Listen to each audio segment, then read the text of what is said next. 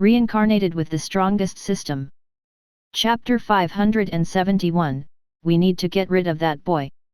Die, one of the agents of the Oogwei's family shouted as he targeted one of the players inside the arena. However, before he could even hit his target, his head exploded and turned into particles of light. The black-cropped man frowned at his comrade that died out of the blue. His gaze then landed on William, who was holding a wooden staff in his hand. The half-elf had a smile on his face, and even winked at the black-cropped man before running towards one of the agents. William brandished his wooden staff, and smashed his target's head like a watermelon before continuing his rampage. "Stop him," the black-cropped man ordered. "Kill him first." The other agents complied with their leader's order and circled William to give him no room for escape. It was quite unfortunate that the half-elf had no intention of escaping. His goal was to eliminate the subordinates of the black-cropped man, before dealing with him for last. William sneered as he pointed his wooden staff at the approaching agents who had no idea what was in store for them. He waited until they were only 30 meters away from him before activating his war art. "Quick shot war art, second form," William said as he took aim. "Shotgun." Immediately, a loud clap reached the agent's ears. Two of the black-cropped man's subordinates that had attacked William's right side, turned into particles of light. The other agents paused momentarily due to the sound of William's skill.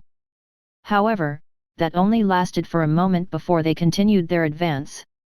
William waved his hand and 6 purple blades materialized around him. He was currently using the Rune Master job class and activating the skills that he had mastered over the years that he had spent in the southern continent. Wendy was the one that had increased the levels of this job class, and even developed a few tricks of her own, which she had shared with William. The half-elf was quite impressed with Wendy's ability to create things from scratch, even without the knowledge of skills that came from skill trees. When William asked the system about this, it only said that any kind of skill could be created as long as the theory behind it stood.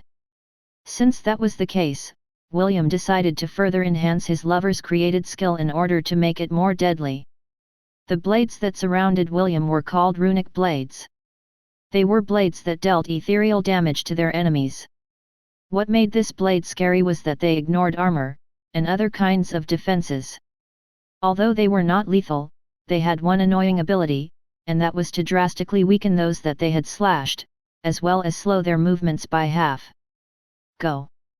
William ordered, and the 6 purple blades flew towards their individual targets.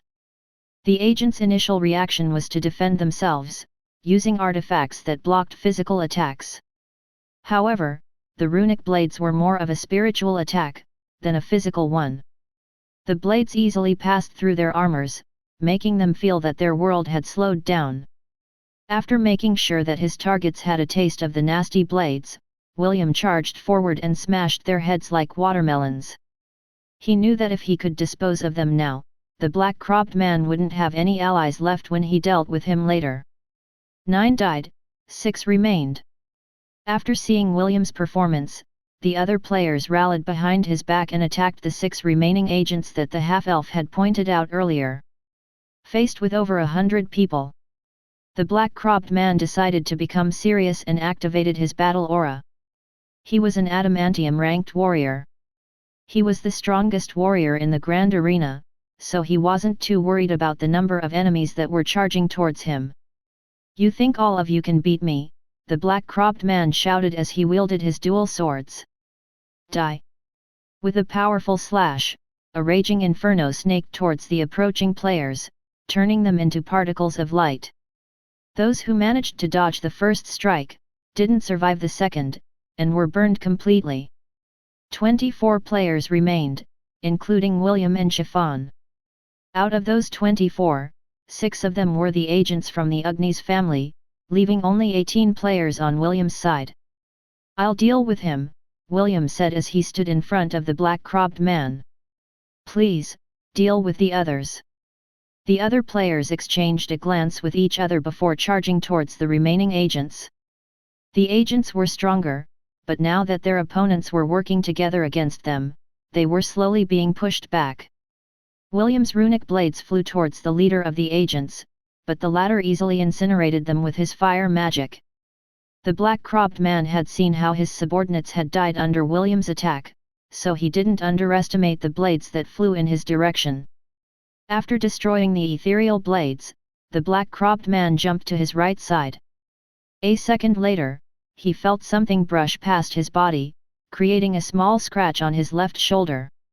An invisible energy-based attack, the black-cropped man thought as he eyed William with caution. I need to close the distance. William clicked his tongue in disappointment because the man was able to dodge his attack. However, this only lasted for a brief moment.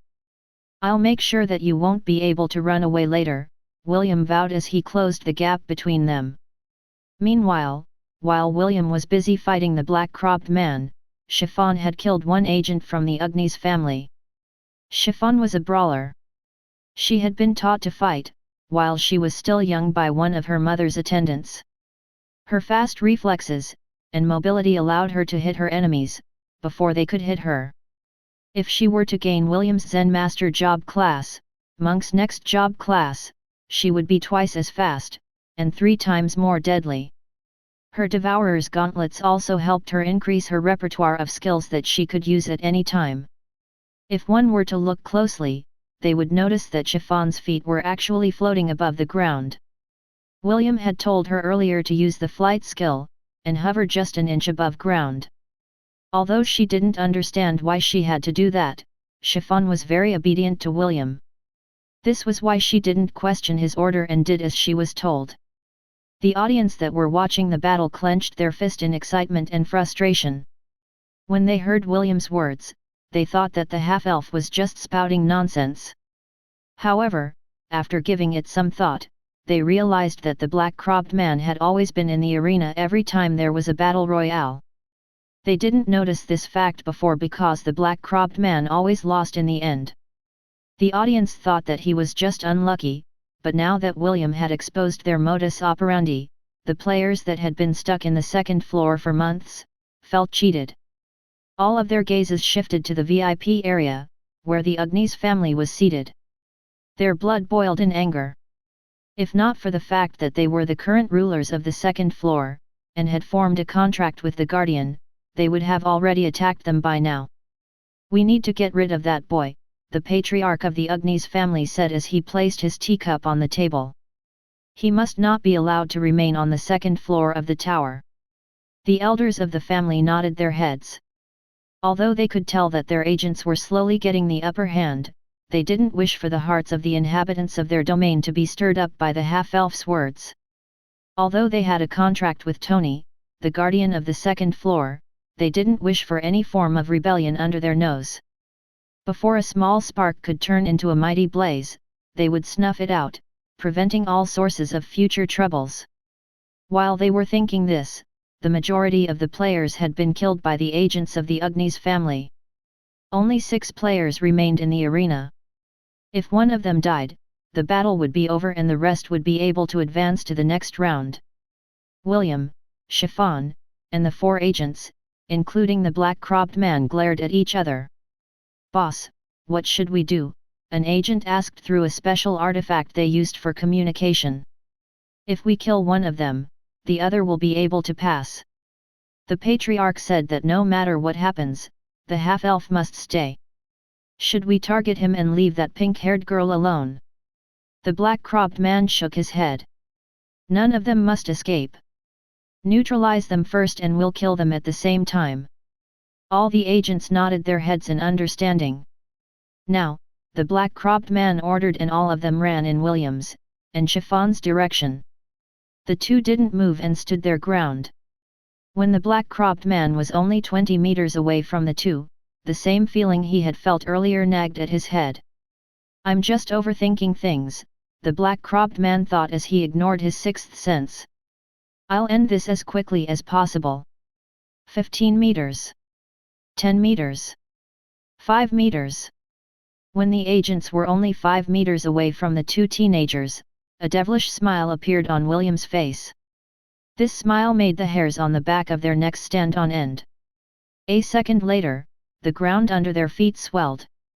A powerful explosion reverberated inside the stadium which made the audience, and the members of the Ugni's family cry out in shock due to the unexpected development that none of them was able to foresee.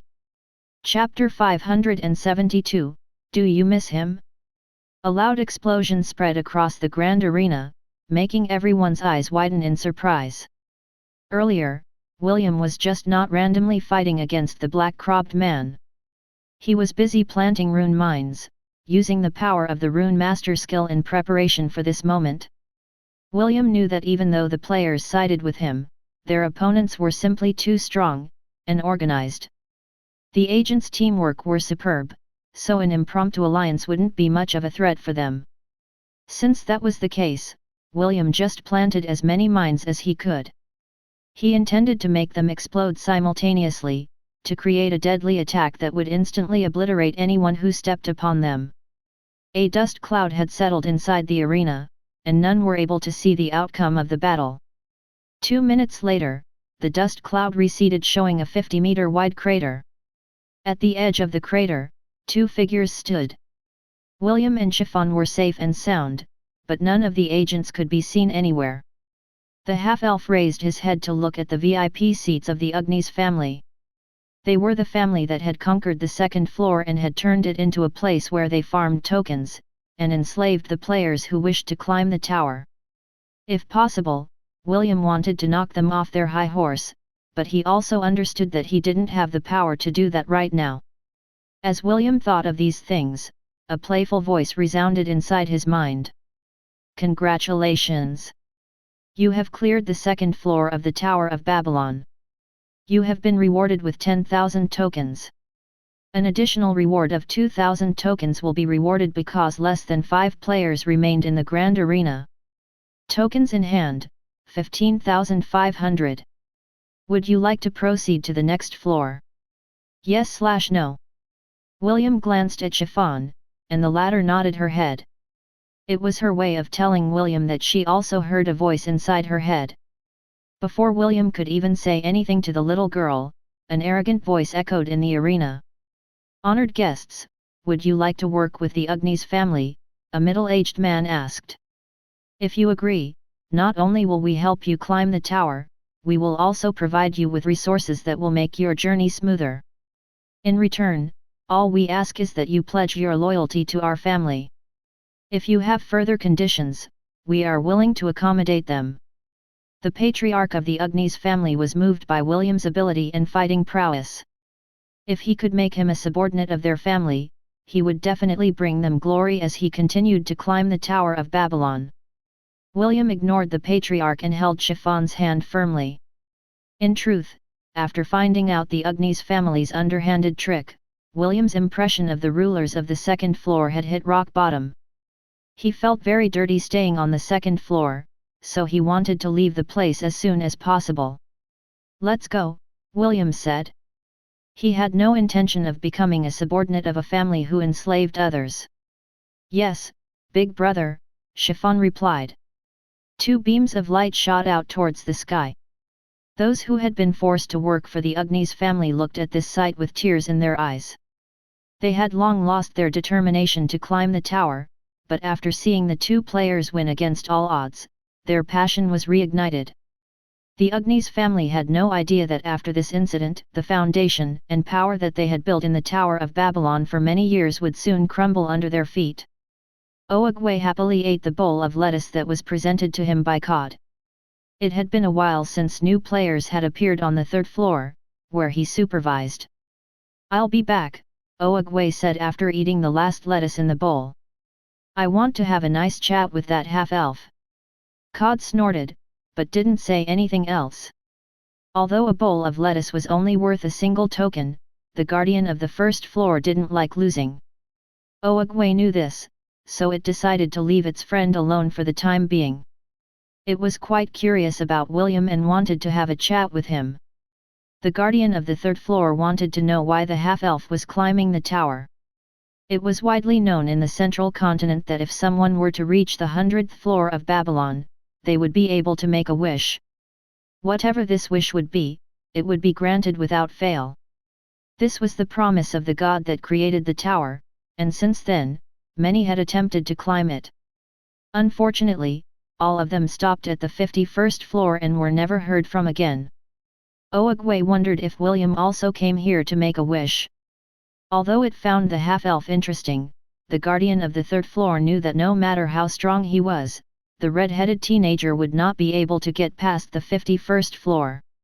It was simply impossible. A fact that all the guardians in the Tower of Babylon had long accepted by now. A four-tailed black fox, with a crescent moon on its forehead, landed on a mountain overlooking Silverwind City. Seated on its back was a delicate-looking teenage boy with silver-gray hair and blue eyes.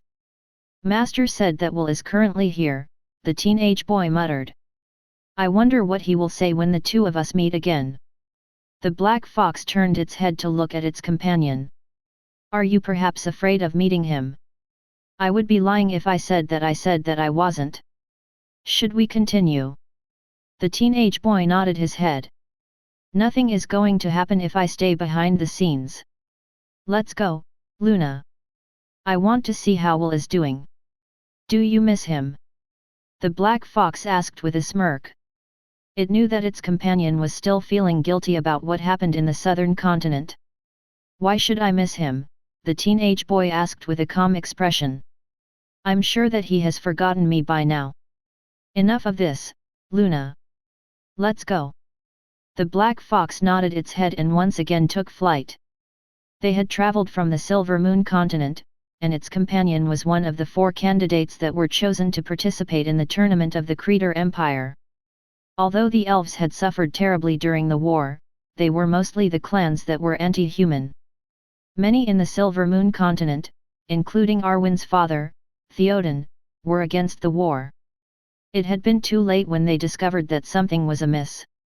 They didn't ask for it, and yet, they also suffered due to the selfishness of Shafel and the other patriarchs that led the anti-human faction.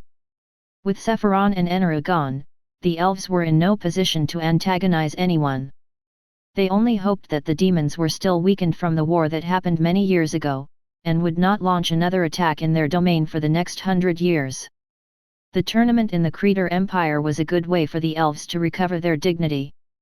This was why they had sent their envoys to participate in the grand tournament that would be happening very soon.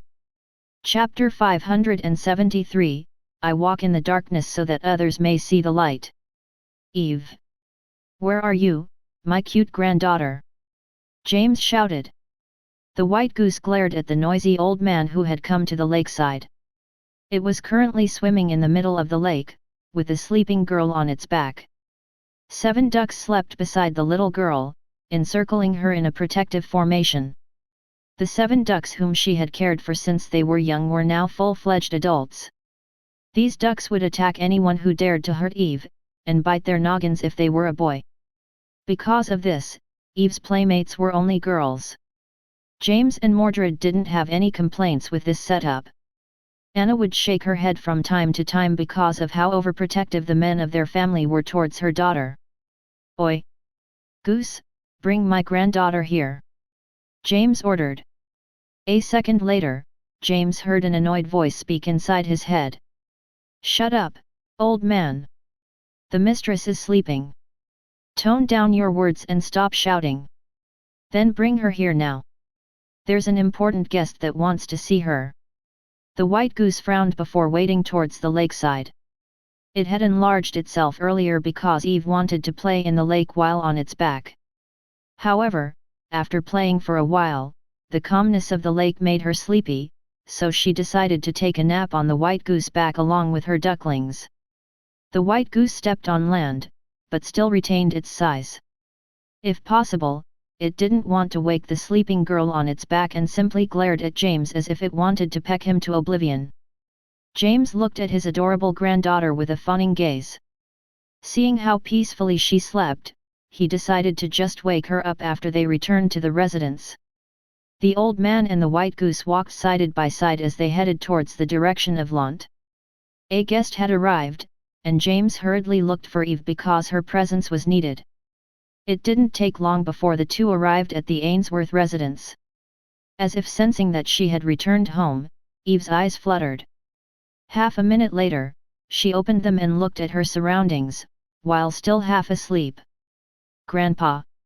Eve asked as she saw James walking beside the white goose. Good afternoon, Eve, James said with a smile. Someone came to visit you. Eve's drowsiness went away when she heard that someone came to visit her. There was someone she misses very much, and she hoped to see him soon. Big brother. William? No. It's someone else. Who? James smiled and pointed at the entrance of the Ainsworth residence. A beautiful lady dressed in ceremonial garb stood near the doorway. The moment she saw Eve, a gentle smile appeared on her face. The guest of the Ainsworth family walked towards the white goose to have a better look at the girl that she had come to see for the first time. She had not met Eve before, but she and William were good friends. There were times when the red-headed teenager would talk about his cute cousin in the countryside. That was how she knew Eve's name. She just didn't expect that she would be sent to William's hometown, to take the little girl under her tutelage. Eve looked at the beautiful lady and felt a strong connection to her. This connection was hard to describe, especially for a little girl. Because of that, Eve said the closest thing that she could to describe the feelings welling up inside her heart. Big sister. Yes. From now on, you can call me Big Sister. Ariadne smiled and patted Eve's head affectionately. Now she understood why William kept on bragging about his cute cousin. Eve was probably the most adorable little girl that she had seen in her lifetime. Also, the powerful divine energy emanating from her body was proof that she was destined to be an apostle of a god. A few minutes later, James, Mordred, Anna, and Eve gathered in the garden where they all had afternoon tea and snacks. Ariadne had waited for everyone to gather before she spoke of her reason for coming.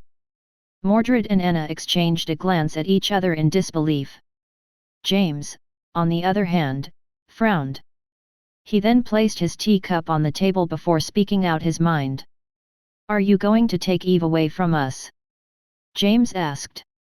He spoke casually, and yet, his words seemed to contain an underlying challenge. It was as if he was telling Ariadne to you won't be taking my darling granddaughter away from me under my watch. Ariadne smiled because she already expected this outcome. Eve is still young, Ariadne replied. I can't bear to take her away from her family. This was why I have decided to stay here in Lant while I teach her the duties of an apostle. Mordred and Anna sighed in relief. Being chosen as an apostle of a god was an honor, but it was also a heavy responsibility. Eve was still young, and they didn't want their daughter to leave them at this stage. James hummed and nodded his head. Very well. I will allow you to teach Eve, but you have to make an oath that you will not secretly take her away, while we're not looking, James said. Although he knew that Ariadne was an oracle of the god William followed, he still couldn't trust her because of the fact that he kept on forgetting what she looked like. What a troublesome ability, James thought. No matter how hard I try, her face slips away from my memory. Eve ate the cookies on her plate with gusto. She looked at Ariadne from time to time, and the latter would smile back at her each time the lady sensed her stare. Unlike her family, Ariadne's ability didn't work on her. Even if Ariadne were to wear normal clothes and was tossed inside a crowd, Eve would be able to recognize her right away. Ariadne had said that she came here to teach her how to become an apostle. Eve didn't understand what an apostle was. But, for some reason, she felt that being an apostle wasn't a bad thing. Ariadne sighed in her heart. She was someone that could see glimpses in the future, but she couldn't see the future of certain people. The oracle of the god of shepherds knew that her duty was not an easy one. For some reason, she was feeling uneasy. She kept on dreaming about a man with black hair and eyes. He sat on a black throne, surrounded by beautiful women and a little girl sitting on his lap. Behind him, several powerful beasts stood as if waiting for his command to unleash havoc across the land. Above him, a black phoenix had its wings spread wide as if to usher a new era. Ariadne's hand trembled as she remembered the scene in her dream. That man looked at her and smiled. Although she couldn't remember what he looked like, she could still remember the words that he had told her. I walk in the darkness so that others may see the light. Yes. That man decided to walk in the darkness. However, in doing so, he also covered the entire world in darkness. Chapter 574, Oogwei's Test. I see, so that's how it is, William said as he ate a sandwich. Right. A small turtle unceremoniously bit into his own sandwich. Right now, the possibility of the Ugni's family sending players to make things difficult for you is very high. What a petty family. I know, right? Chiffon happily ate her sandwich, while listening to her big brother and the small turtle. When they arrived at the third floor, they found themselves standing on a cliff, right beside a raging waterfall. The scenery around them was so beautiful that it reminded William of the waterfall town of Lauterbrunnen, which was found in Switzerland. Some said that the author of The Lord of the Rings was inspired because of the magnificent view and decided to write a story about it. Seeing this scene, William could understand how that author might have felt due to the sheer beauty of the surroundings. After taking careful considerations, William decided to have lunch with Chiffon first, before exploring the third floor of the Tower of Babylon. After spreading a picnic blanket, and taking out the sandwiches that he had prepared beforehand, the two sat and admired the view before biting into their sandwiches. A minute later, a black turtle crawled onto their picnic blanket and asked if it could have some of the food they had. Due to his appraisal skill, William was able to find out the true identity of the little speaking turtle. Since the being in front of them was the guardian of the third floor, William decided to become civil and sacrificed one of his sandwiches for world peace. After eating the sandwich, Oogwei introduced itself and told William a little bit about its domain. The half-elf thought that this was a perfect opportunity to get first-hand information about the tower from one of its guardians. Oogwei was an easy-going fellow, so it answered most of William's questions, with the exception of the things that it was forbidden to tell mortals. Tell me, are you climbing this tower because of a wish? Oogwei asked after finishing the sandwich which was given to it. A wish? William tilted his head. He then placed one more sandwich on Oogwei's plate as thanks for answering most of his questions. What wish? It was now Oogwei's turn to be confused. The little turtle looked at William with the "Are you joking with me?" look. However, since it was a being that could be considered as a demigod, it could tell that William wasn't lying and was really not informed about the Tower of Babylon. This tower is made to grant mortals riches, resources, power, and influence beyond their wildest dreams. But that's not all, Oogwei explained. Whoever reaches the 100th floor will be given the opportunity to make a wish. It doesn't matter what kind of wish it is, for it will be granted without fail. William nodded his head in understanding. He had no intention of climbing up to the 100th floor of the tower. His goal was to clear the 51st floor in order to lift the curse that was placed on his lovers. I am only here to clear the 51st floor, William replied. After that, I will return to the Creator Empire. 51st floor, is it? Oogwei nodded its head. Indeed. You will not be able to proceed if you can't even clear the 51st floor. However, I don't think you, or anyone in this world, has the ability to do that. What do you mean? The guardian of the 51st floor has gone crazy. Well, not the crazy kind of crazy, but something similar. If I were you, I would just stop at the 50th floor. Going to the 51st floor would be a suicidal move. William frowned as he ate his sandwich. After properly chewing it, he then asked the question that had been in his mind since he arrived at the city of Babylon. How come no one has been able to clear it? William inquired. With so many talented people in the world, I find it hard to believe that it has remained unconquered for hundreds of years. Oogwei sighed internally. It really wanted to tell William the reason, but it was bound by the rules of the tower. In the end, it bit off a bite of its sandwich and completely ignored William's question. William had a feeling that it was one of the things that Oogwei couldn't tell him, so he didn't continue to ask in this direction. Instead, he asked a question that made the turtle look up at him with a smirk. What kind of test do I have to do in order to proceed to the next floor? William inquired. Good question, Oogwei answered. Actually, you should be taking a test in that town located down there in that valley. The little turtle pointed at the town nestled at the center of the valley that boasted an out-of-the-world scenery that would put all Instagram pictures to shame. However, since I have taken a liking to you, I decided to give you a different quest. Of course, this will also give you better rewards. Are you interested? Oogwei said in a challenging tone. William pondered for a bit before nodding his head. He couldn't detect any kind of malice coming from Oogwei, so he believed that the turtle didn't mean them any harm. Excellent. The turtle grinned. Allow me to introduce you to my disciples. A brief moment later, 4 demi-human turtles appeared behind Oogwei carrying different kinds of weapons. Introduce yourself to our guests, Oogwei ordered. The Tuma turtle holding a wooden staff stepped forward and took a fighting pose. My name is Donutella, Donutella said with a determined expression. Nice to meet you. William cringed internally because he was reminded of that super sweet chocolate spread that was used by the kids in the orphanage. He had to use all of his willpower to prevent himself from teasing the turtle who had a funny name. The next one to step up was another demi-human turtle wielding 2 swords.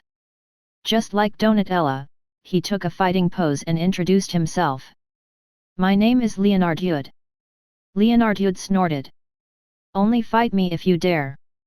As long as I am around you won't be ABL. Wada.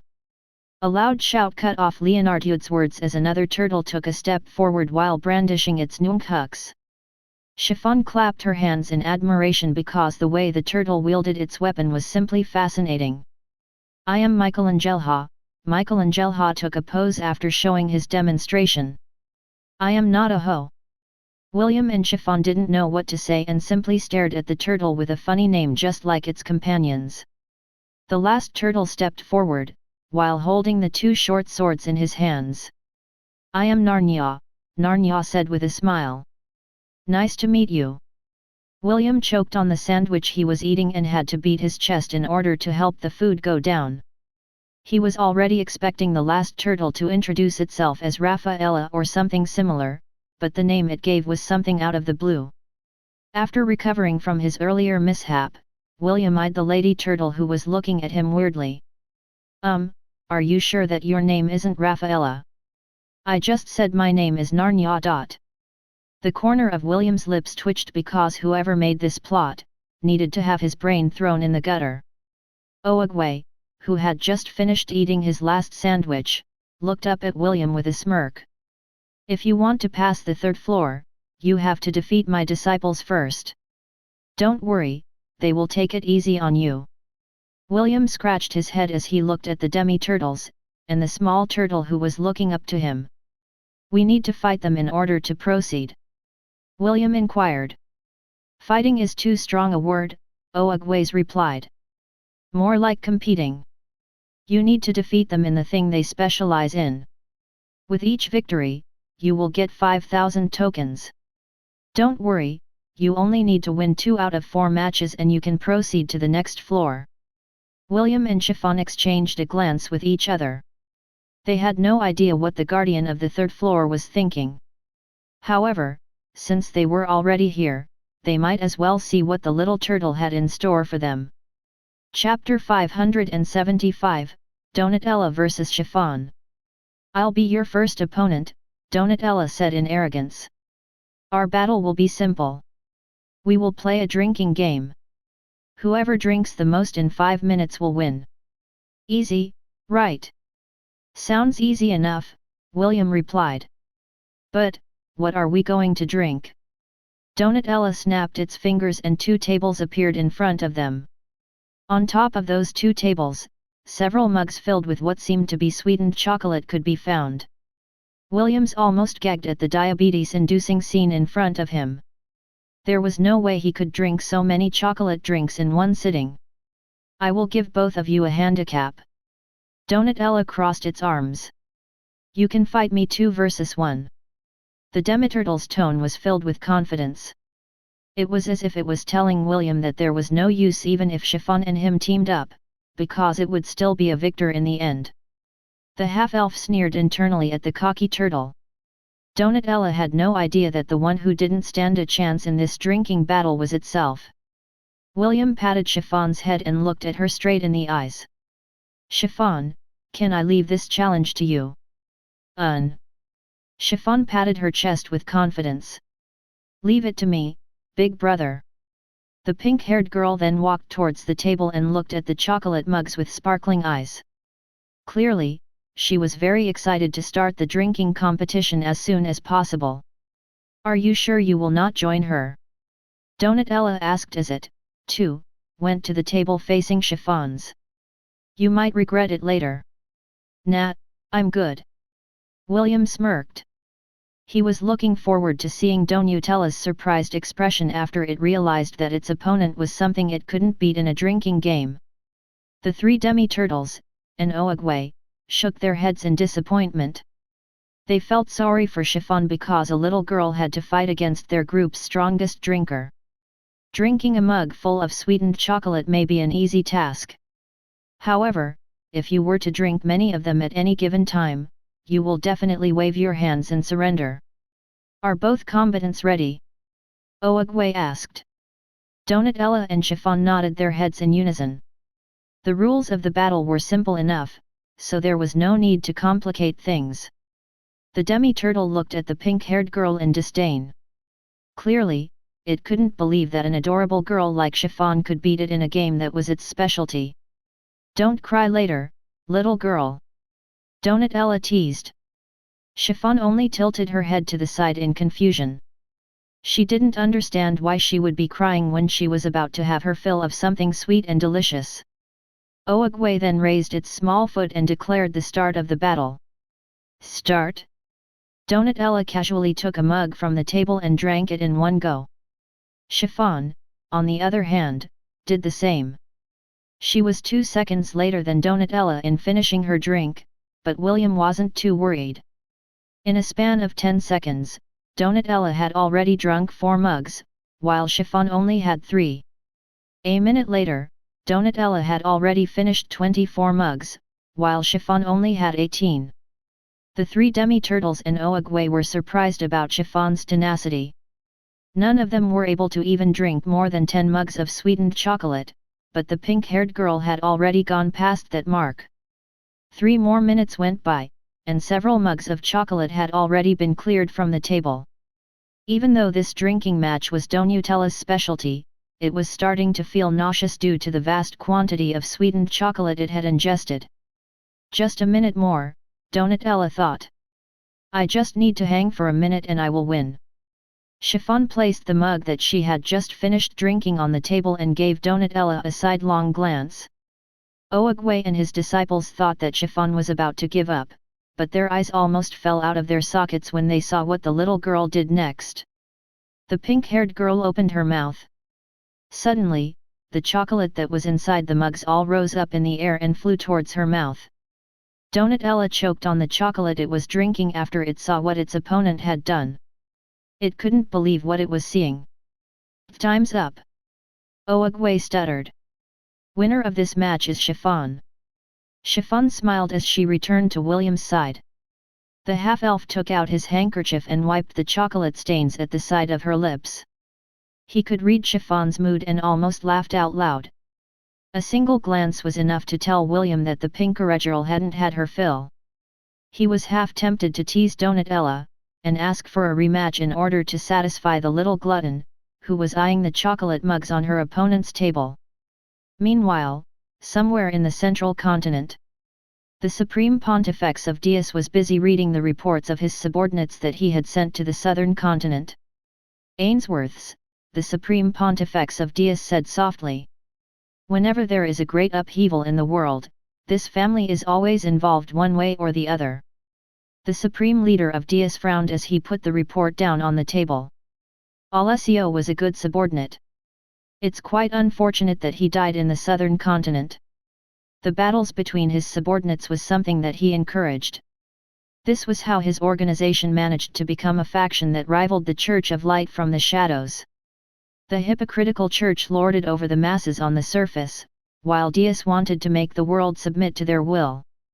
These two organizations had fought each other for hundreds of years, and their victories and losses were almost the same.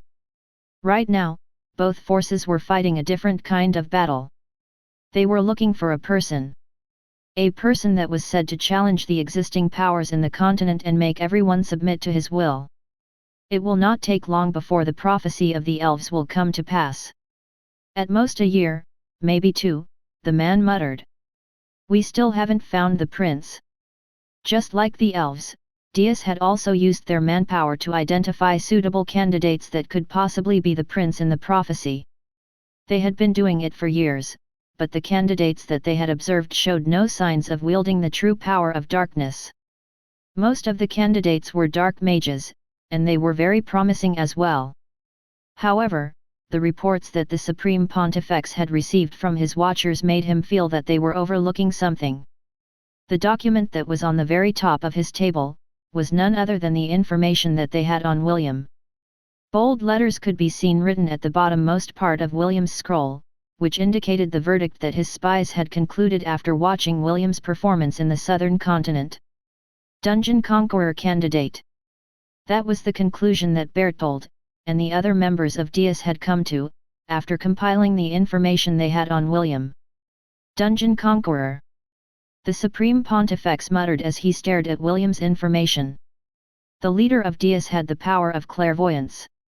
However, no matter how hard he tried, he was unable to read the fate of anyone that belonged to the Ainsworth family, including the people whose fates were tied with them.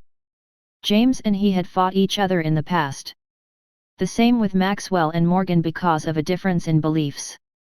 The Supreme Pontifex chuckled as he walked towards the balcony of his residence. Right now, an era of change was upon the land. He could smell it in the wind. He could feel it in his bones. He could hear it from the beating of his heart. The supreme leader of Deus was already in the final stage where his ambition would be realized. All he needed was a person. A person that all the powers in the world were frantically searching for. I guess I should send someone to monitor the boy, the Supreme Pontifex thought. It never hurts to put eggs in different baskets. The leader of Deus watched the beautiful sunset in the distance, and waited for the light to disappear before going back to his room. He still had reports to read, and miles to go before he slept. Chapter 576, Kawabangga Motherf *****. Part 1. What's the next test? William asked. We just need to win one more and we can proceed to the next floor, right? Oogwei nodded its head. Right.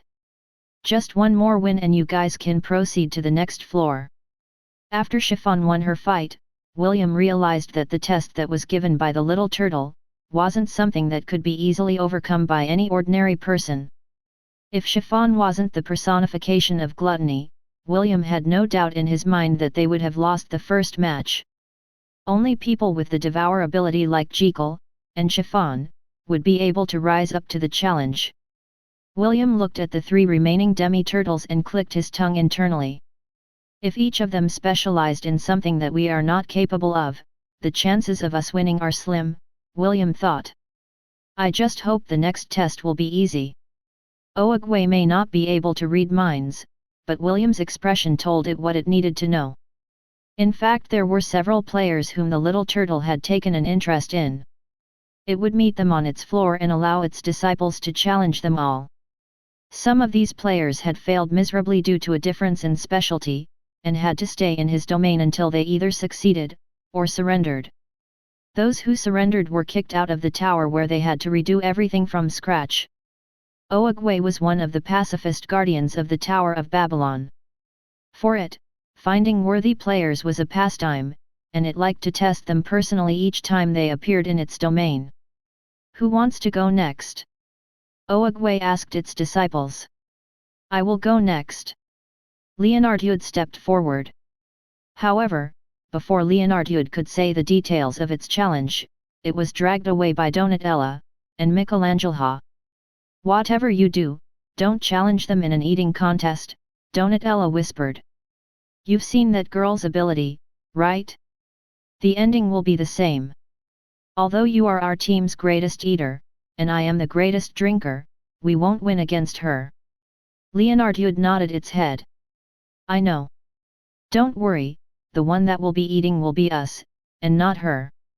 Michelangelo heard its two siblings and understood what Leonardo was planning. So, you're going to do that, right? Michelangelo whispered.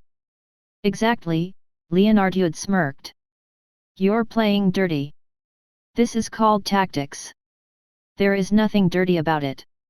The three demi-turtles exchanged glances and smiled evilly. William's sensitive hearing was able to hear their conversation. However, what the three talked about was not enough to give him a hint of what the next test was going to be. Okay, this will be your next test.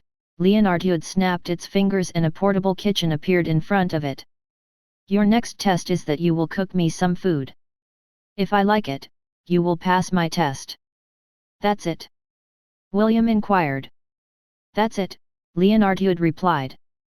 Easy, right? Donutella, Michelangelo, and Narnia snickered internally. This was a trick that Leonardo always pulled when it planned to fail a player. Even if the food was delicious, it would say that it was trash, automatically making the challenger fail. Oogwei sighed internally because it could tell that its disciple was at it again. This was not the first time Leonardo did this, but the little turtle didn't prevent it from doing so. It believed that if the players were fated to win, not even this dirty trick was enough to stop them from climbing the tower. Very well, I will be the one to take this challenge. William walked towards the portable kitchen and checked the tools that were available.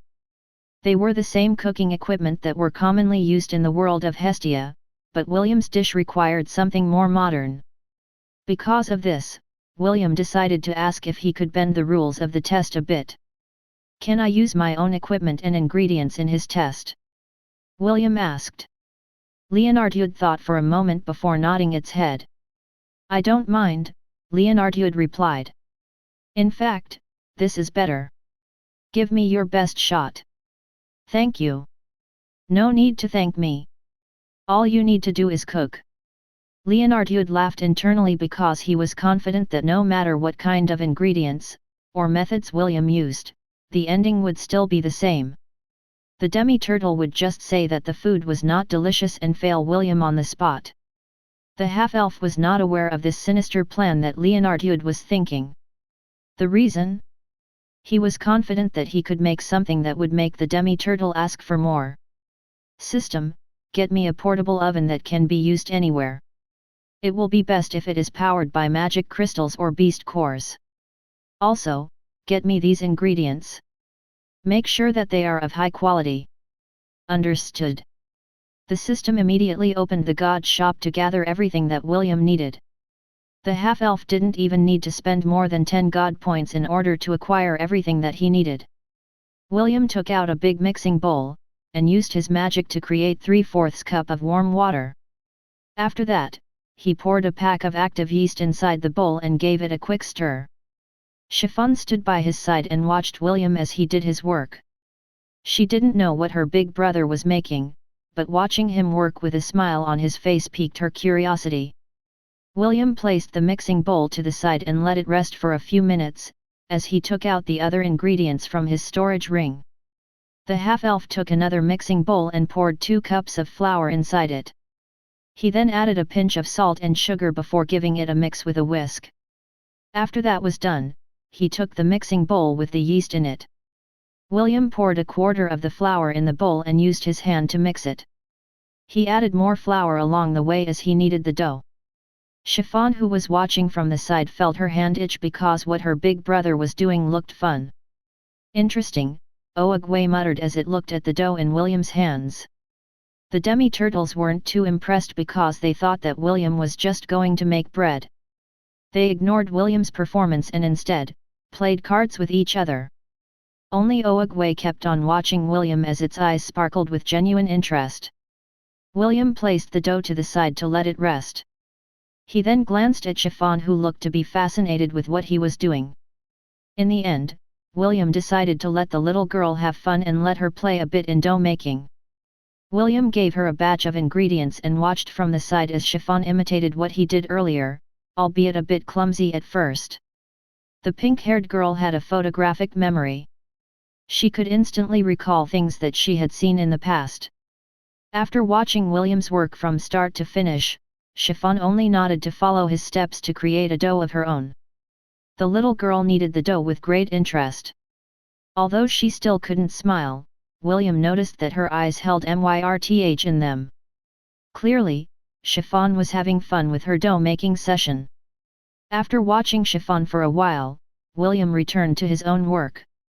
He took the dough and placed it inside the multipurpose special oven that has a special speeding up function that works well when getting pizza dough to rise.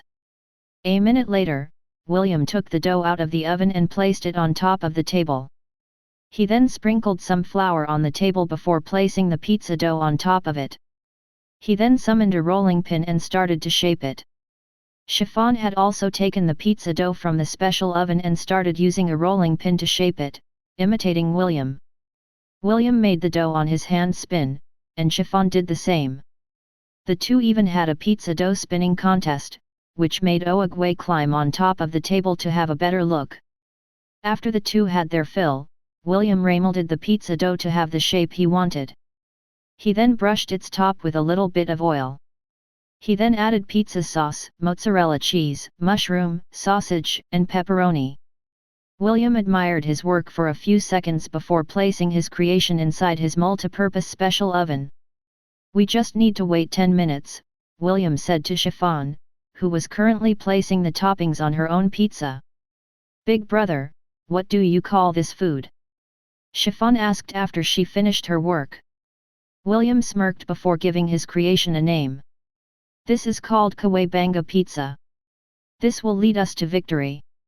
The half-elf glanced at the demi-turtles that were busy playing cards not far from them. He already had a feeling that this test was rigged from the start, and Leonardo had no intention of letting them win. Since that was the case, he would force the sucker to accept defeat by using the food that was known to be the favorite of the ninja turtles in his world.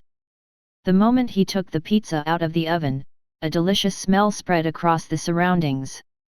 Chiffon narrowed her eyes and gulped subconsciously. She was very tempted to eat the Kawabangga pizza that William had made because it looked delicious. The four demi-turtles simultaneously turned their heads to look in William's direction. It was clear that the smell had caught their interest, which made the half-elf chuckle internally. He knew that it was just a matter of time before they cleared the third floor of Babylon. However, before that, he planned to do something to the demi-turtles first to ensure that his climb to the tower would be a smooth one. Chapter 577, Kawabangga Motherf ****. Part 2. The demi-turtles walked towards William's location with calm expressions on their faces. As Oogwei's disciples, they used their strong will power to prevent themselves from stuffing their faces with the unknown dish that William had made for them. "This is Kawabangga pizza?" Leonardo asked. "Well, I'll give you a passing grade for the presentation. However, the most important part is the taste." William nodded his head as he cut the pizza into several slices. After he was done, he took a slice and gave it to Oogwei, the next slice he gave to Chiffon. The half-elf took the third and ate it in front of everyone. Leonardo gulped and hurriedly took a pizza slice to eat. The other demi-turtles didn't want to be left out and secured their own. The moment the pizza entered their mouths, they tasted an explosion of flavors that put them into a daze. William smirked because he got the intended effect that he wanted. Before Leonardo could even recover his senses, William took advantage of the situation and asked him a question. "Is it good?" William asked. "It is the best," Leonardo replied. "Did we pass?" "You did." The moment Leonardo gave his approval, the demi-turtle realized that he had fallen into William's trap. The half-elf grinned and offered the regretful turtle another pizza slice, which the latter gobbled up in fury. "This is good," Oogwei stated. "Can you give me a recipe?" "Of course," William replied. "But on one condition." Oogwei smiled. It knew that William was planning something, but it didn't know what it was. As a guardian, there were certain things that it could and couldn't do while it was inside the tower. However, he was also curious about what kind of condition the red-headed teenager wanted to ask of him. Earlier, you said that the Ugni's family will probably hunt us down, and make our climb in the tower difficult, right? William looked at the guardian of the third floor with a serious expression. Oogwei nodded its head. Right. Can you prevent them from following us? I can't. Guardians are not allowed to harm any player within the tower. William sighed before he picked up the pizza that Chiffon had made, and placed it inside the oven to bake. The demi-turtles glanced at each other. After tasting William's pizza, they had a feeling that they wouldn't be able to live without it. In order to satisfy this craving, they had to get William's recipe and the weird-looking oven in his possession. Master may not be able to do it, but we can, Michelangelo stated. However, we cannot leave the third floor.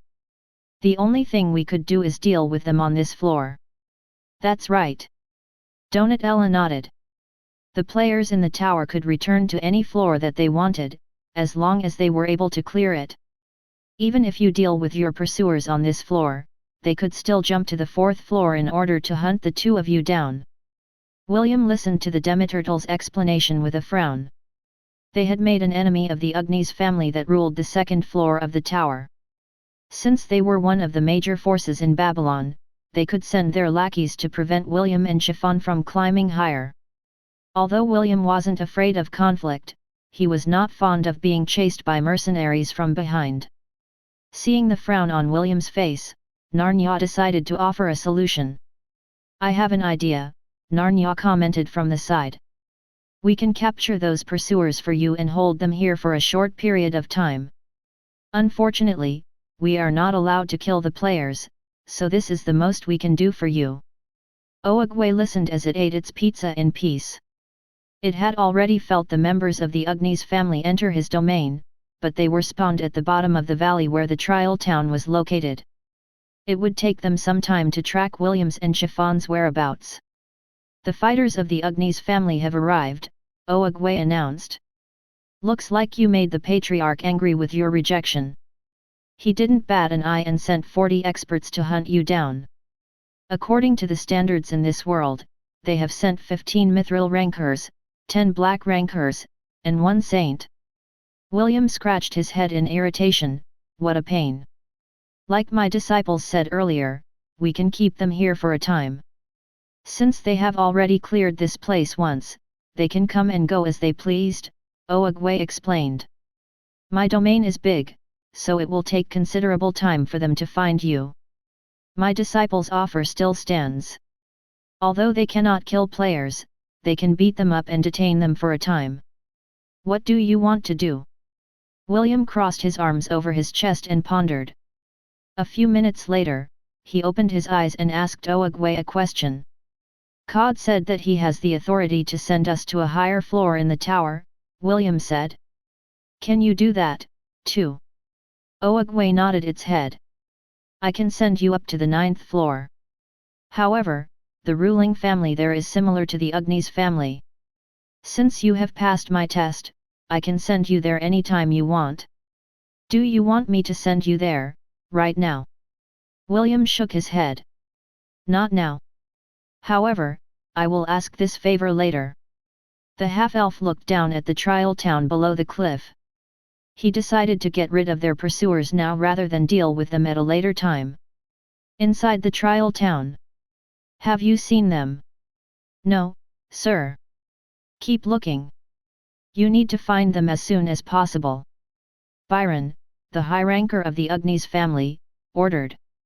Inside the tower, those that had the rank of saints were referred to as high rankers.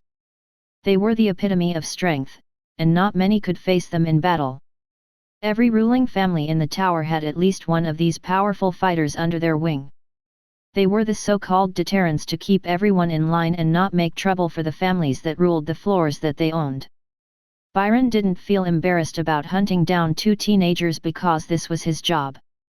The Ugni's family had paid him a hefty amount of tokens that allowed him to reach his rank after forming a binding contract with them.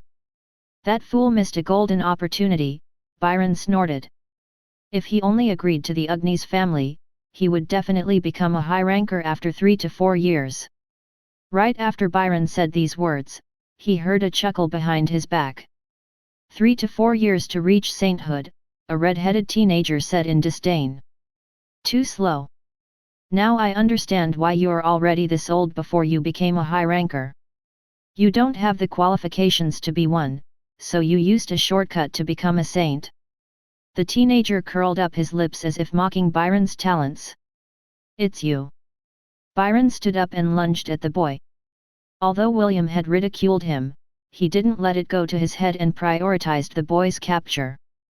The warriors of the Ugni's family also recognized the half-elf and joined their leader in subjugating him.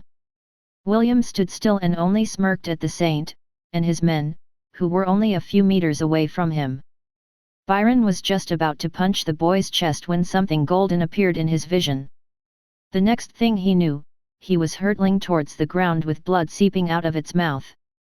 The same thing happened to his subordinates, but they got it worse than Byron because their ranks were lower than him. The high ranker wiped the blood from the side of his lips as he raised his head to look at William, who was holding a golden metallic rod in his hand.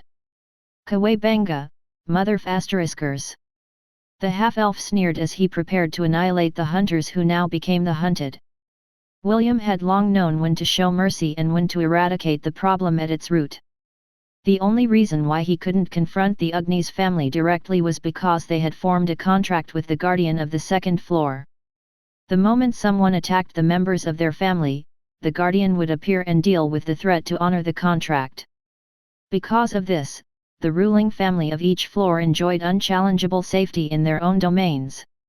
Each guardian was equivalent to a demigod, so William didn't want to fight them in a heat-in battle. William might not be able to fight against a demigod, but fighting against a saint, and his lackeys, was not a big deal for him when he used his heroic avatar. The patriarch of the Ugni's family thought that the forces he sent to hunt down William and Chiffon were more than enough to capture 2 brats. He even thought that it was overkill. If he only knew William's true identity, then he might have turned a blind eye on the incident that happened in his domain, and let bygones be bygones. Unfortunately, he didn't know. And this was why the subordinates, whom he had sent to seize the 2 teenagers, were never heard from again. Chapter 578, Reunion in Hestia Academy Part 1. 9 days had passed since William began his climb in the Tower of Babylon. The Creator Empire had focused all of its attention in preparation for a grand tournament, where several prodigies from all over the central continent would come to participate. Of course, Emperor Leonidas had also sent several invitations to the ruling factions in the Silver Moon continent, the Demonic continent, and the Gunnar Federation. The Gunnar Federation was composed of many kingdoms in the western continent. Unlike the relationship between the Helan Kingdom, Anisha Dynasty, Zealand Dynasty, and Kingdom of Frisia, the members of the Gunnar Federation were all allied with each other. They had done this to repel the invaders that had attempted to conquer their lands thousands of years ago, and their alliance had remained strong even through the passing of time. There was no invitation sent to the southern continent because they had just suffered a calamity of unprecedented proportions. Just as we expected, the number of participants has exceeded our expectations, Avexius said. Emperor Leonidas nodded his head in agreement. How about the venue? Will we make it in time? Rest assured, Your Majesty. Our archmages are giving their best to create hundreds of platforms, where the initial battles will be held. The Grand Arena is also undergoing a massive renovation to accommodate the guests coming from all over the world. Emperor Leonidas and several rulers of the central continent had a meeting earlier, to talk about the prizes that would be given away to the semi-finalists and the champion of the tournament. Having so many sponsors for the event, the prizes were something that any member of the young generation would gladly get their hands on. According to their discussion, several people from the different empires would serve as referees to facilitate the hundreds of battles that would be happening at the same time. All the major powers in the continent had unanimously agreed that the demons were not allowed to become referees and would only send their candidates to participate in the tournament. The Demon King remained indifferent during the entire meeting, and only listened to the discussion. The major powers in the central continent weren't afraid of him because if he did anything funny, they would all launch a crusade and erase him from the face of the world. Also, the demons still hadn't fully recovered from their invasion in the Silver Moon continent. It would still take them a decade, or two, to regain the power that they once held. However, even if they did, they would not be stupid to challenge the might of the forces in the central continent. One of the elven participants has arrived, Avexius reported. According to him, there are 4 of them in total. His colleagues will arrive 3 weeks from now. For the time being, we allowed him to stay in the special residences we have prepared. He is being given VIP treatment by our men. Emperor Leonidas nodded. For now, tell the generals to increase the security in the capital. I don't want any mouse to take advantage of this event to dig into the secrets of our empire. Understood. Avexius bowed. Although the preparations were getting hectic, he was sure that everything would be finished a few days before the tournament began. This was the grandest tournament since the founding of their empire, and they wanted to impress the guests that would soon be visiting their lands. Meanwhile, in the world-renowned Hestia Academy, a lady wearing a white academic dress stood in front of the gates as if waiting for someone. 2 fairy-like beings sat on her shoulder and kept her company during this vigil. 5 minutes later, a loud shriek was heard in the sky and a dark raven descended a few meters away from her. A sweet smile appeared on the lady's face as she walked towards it, in order to greet the person whom she had not seen for many years. Celine dismounted the raven's back and opened her arms wide. The lady wearing the white academic dress jumped into Celine's arms and hugged her tight. Silly girl! You're already this old and you still don't know how to control yourself, Celine chastised her little sister, but her gaze was filled with love and affection. I missed you, big sister, Celeste said as she continued to hug her twin. Celine sighed and patted her sister's head. It had indeed been a long time since they had seen each other, and she missed Celeste dearly as well. After a few minutes, Celeste reluctantly took a step back before grabbing hold of Celine's hand. Let's go to my room, Celeste proposed. I'm sure you are tired of your journey. I'll have the staff prepare us something good to eat, while we do some catching up. Celine nodded with a smile. She was indeed tired from the journey. But, after seeing that her little sister seemed to be doing well and was very healthy, her exhaustion decreased by a good margin. 15 minutes later, the 2 beautiful ladies were sipping tea and sharing stories with each other. I've heard about what happened in the southern continent, Celeste said as she placed her teacup on the table. Actually, I went there along with an acquaintance in order to check if you were safe and sound. Unfortunately, there was a powerful barrier that prevented us from reaching our destination. We tried to break it, but it was of no use. In the end, we decided to return here to the academy. Celine sighed, it's good that you didn't get caught up in that mess. If you were there, things might have become more complicated. Celine narrated the things that happened right after the continental spell was activated. How the elves treated the citizens of the Zealand dynasty, and how the battle ended. By the time she finished, the sun was about to set. Celeste felt saddened about the outcome of the war. She was also an elf, and hearing the news that millions of them had died in battle, made her sigh in regret. Wow! What an interesting half-elf, one of the fairy-like creatures with short blonde hair and blue eyes, said with a smile. Where is he now? Did you bring him with you? Chloe, don't be rude to our guest, the other fairy with short green hair and grey eyes commented. I apologize for my sister's rudeness. She doesn't think before she acts. Don't pretend, Claire. Chloe stared at her twin. I'm sure that half-elf had piqued your interest as well. Claire didn't deny or affirm Chloe's statement. She just smiled and shifted her attention to Celine. The little fairy's eyes were giving Celine the, is he with you, stare. He's not with me, Celine replied with great interest.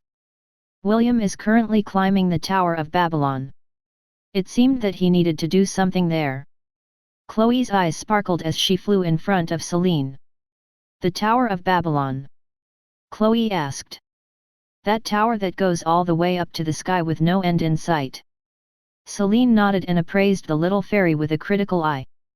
Is she the chatty familiar you've told me in your letters? Celine inquired. Celeste grabbed the overexcited Chloe and held her in place. Sorry.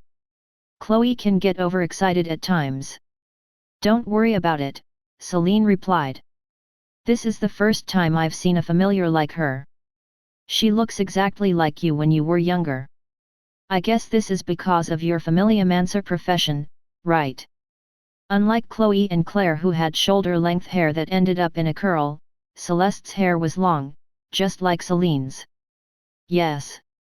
Celeste nodded. This is the power of the profession I received in the ancient ruin I talked to you about. Celeste then released the pouting Chloe from her grasp before looking back at Celine with a serious expression. Big sister, I already noticed this earlier, but, where is the slave collar that was placed on your neck? Celeste asked. Celine smiled as she gazed at the collar of wisteria that was still on her little sister's neck. The collar that held many secrets that were only known to a handful of people back in the Silver Moon continent. I gave it to my disciple, Celine replied. She didn't have any reason to hide the truth from her sister because the collars on their necks played a very important role in their lives. He wore it until the war ended, but due to circumstances, he placed it on the neck of another. Celeste's eyes widened in surprise. She never thought that her proud sister would pass her collar to anyone. Because of this, she was itching to know more about her sister's disciple, whose fate had already been tied with Celine's. Chapter 579, Games of Intrigue.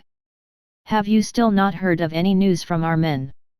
Waltier Ugnes, the patriarch of the Ugnes family, asked his right-hand man.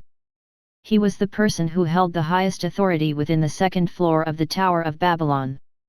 Ever since their family had changed the rules of the trial, very few people were able to climb to the next floor. They were using the second floor as a base in order to make the talented challengers of the tower to become their subordinates. This practice had been going on for hundreds of years, and the Ugnes family had profited greatly from this practice. There's still no word from them, my lord. The middle-aged man bowed his head in apology. The third floor is quite big, and our men might be having trouble finding their targets. I already received reports from our spies on the fourth floor. None of them have seen anyone who closely resembles the two teenagers who passed our trial. It is quite possible that they are still on the third floor. They promised to send us a report as soon as they found people matching the portraits that we have drawn for them. Waltier nodded his head. Keep me updated for any news regarding those two. Yes, my lord. Leave me. I want to be alone. The middle-aged man bowed again before leaving the room. He pitied the two teenagers because Waltier was known to be a ruthless individual. He was sure that if William and Chiffon were to fall in his hands, their fate would be sealed. That red-headed teenager brought up a bad memory, Waltier muttered. The image of a man accompanied by a dowdy appeared inside the patriarch's head. That person had challenged their family openly, and they were left with no choice but to apologize and compensate him. That was a stain in the history of their family. One that the patriarch had long wanted to forget, but was unable but to do so. Fortunately, he is dead, Waltier thought as he closed his eyes. That Maxwell, I hope he suffers in hell. William had stayed on Oogwei's floor for a week. After wiping out the group that were hunting them, he decided to wait until the cooldown of his heroic avatar was ready. He didn't know how many saints the Ugnes family had under their wing, but William decided to play it safe and learn more about the guardians of each floor from Oogwei, whom he bribed with several recipes that were not present in the world of Hestia. The little turtle was more than happy to host William and Chiffon in his domain. When Oogwei asked if the half-elf wanted to meet the ruling family of the third floor, William politely declined. He didn't want to involve others in his affairs. So, the Guardians will not make a move even if someone attacks the ruling families, William commented. However, will they interfere if there is a possibility that the family's entire bloodline was facing extinction?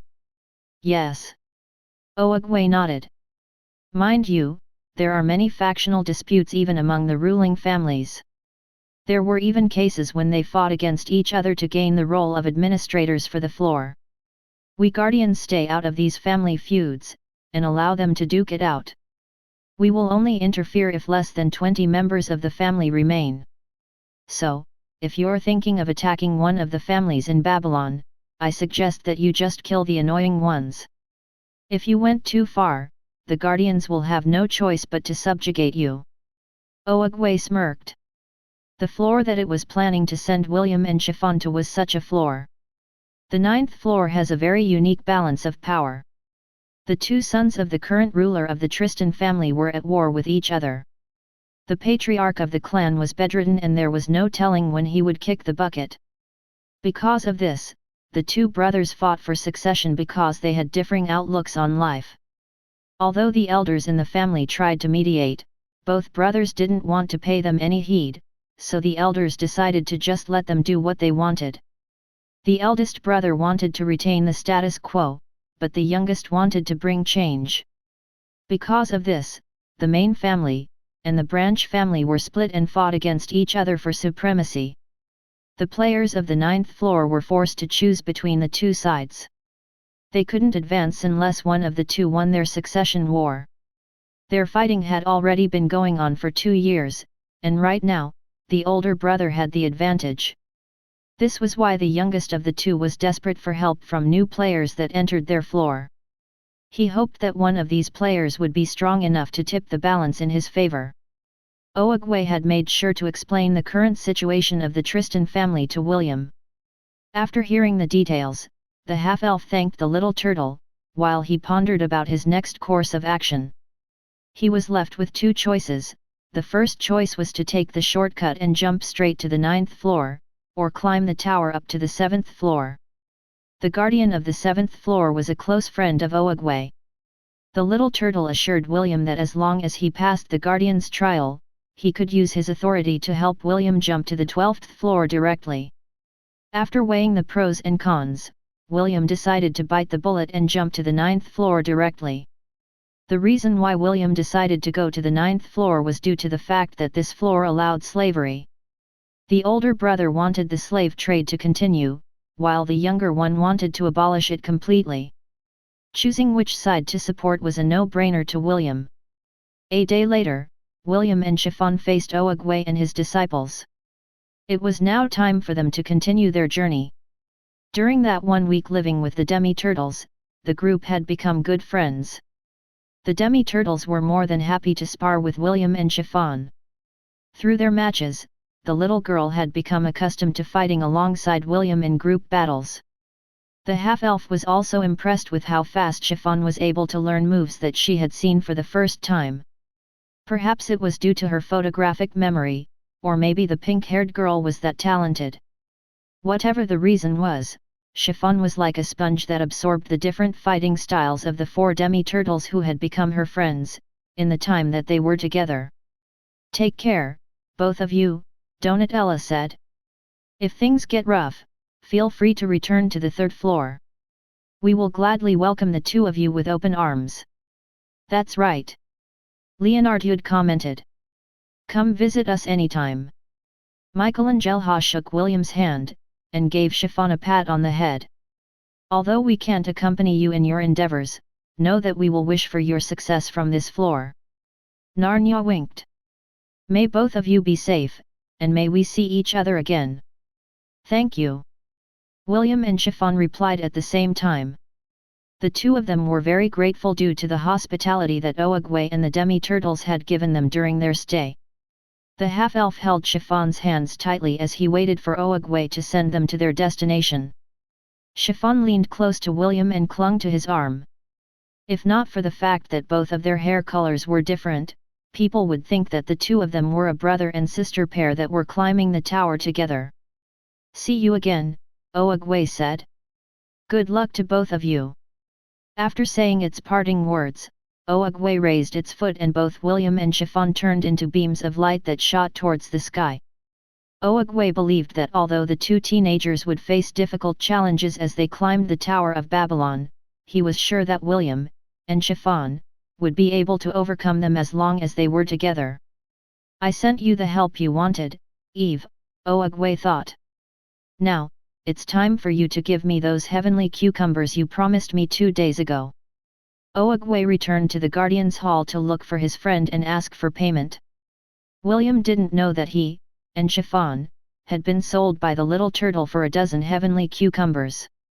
If only he knew that this was just Oogwei's ruse to get some free snacks, William would have tossed the Guardian inside a pot, and used it as the main ingredient for turtle soup. The guardians of the tower had been bored as of late, so they participated in games of intrigue. William and Chiffon were the new players that had caught their interest. They even placed bets on how far the two could climb the tower. For them, the plight of the players was merely entertainment.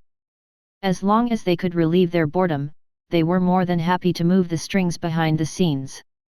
That way the entertainment that they were watching would be a little bit more interesting. Chapter 580, Reunion in Hestia Academy Part 2.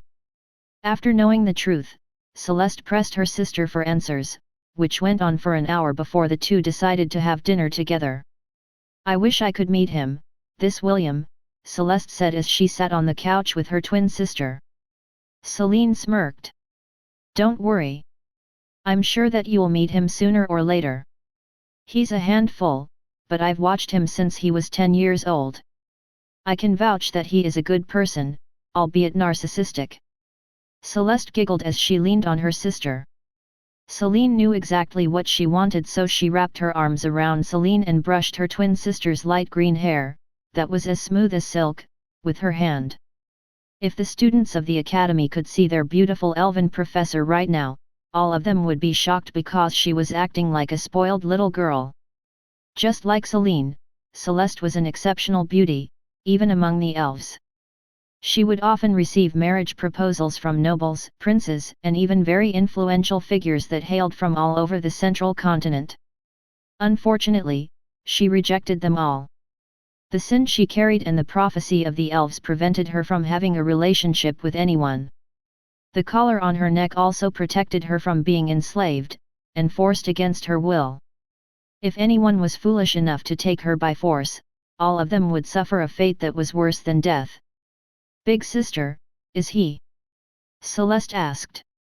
After hearing Celine's tale, she managed to connect the dots together, which led to a possibility. However, Celine's answer invalidated the suspicion she had in mind. No, Celine replied firmly. He's not the Prince of Darkness.